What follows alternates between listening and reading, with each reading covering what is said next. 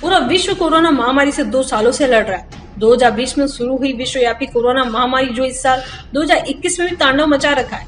इसी के चलते स्कूल और कॉलेज बंद है।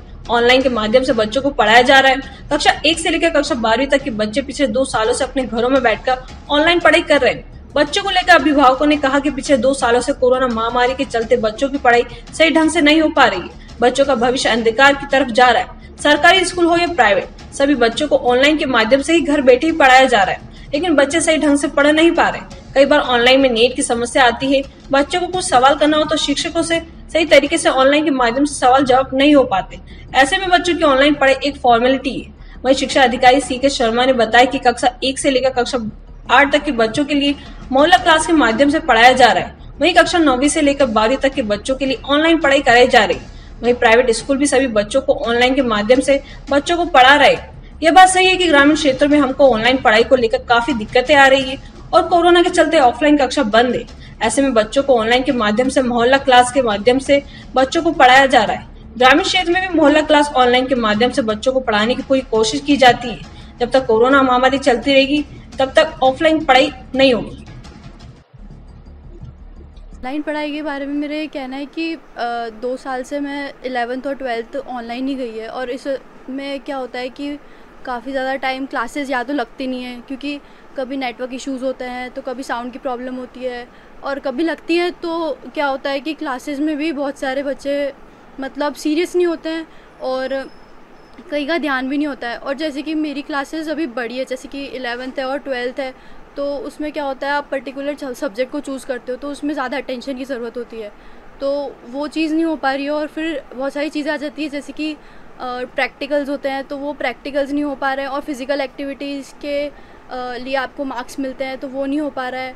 और काफ़ी सारी चीज़ें हैं जो कि अभी मेरे को अच्छी नहीं लग रही ऑनलाइन क्लासेस में, इसलिए कि यूट्यूब से पढ़ना चाहती हूँ मैं, तो यही है। मेरे हिसाब से तो ऑफ़लाइन ही होनी चाहिए क्योंकि टीचर ज़्यादा समय नहीं दे पा रहे बच्चों को।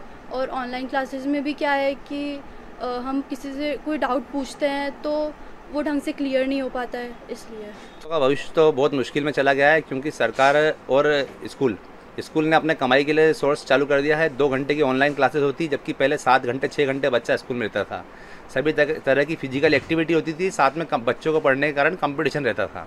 अब क्या घर बैठे रहते हैं, ऑनलाइन क्लासेस किसी भी दिन कोई त्यौहार होता है तो बंद कर देते हैं और घर में बच्चे भी कुछ स्मार्ट हो गए हैं, ऑनलाइन क्लासेस के समय ऑन करके वो कुछ और खेलते रहते हैं।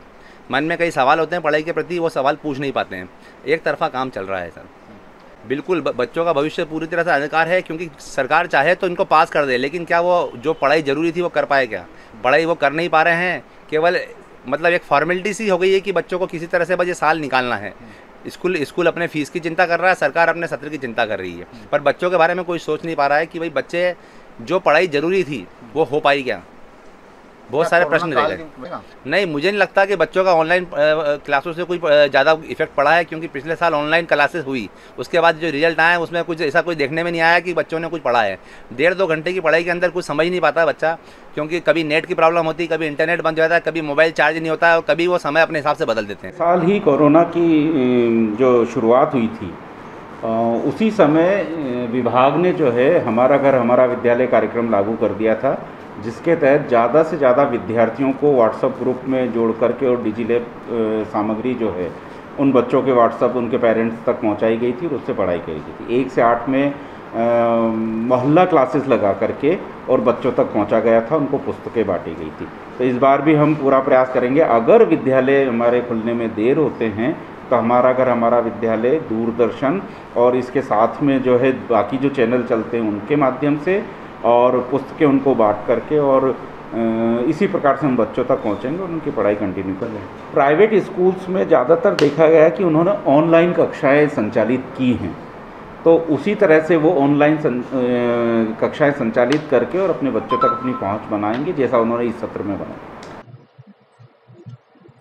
नीमच से दीपक खताबे की रिपोर्ट।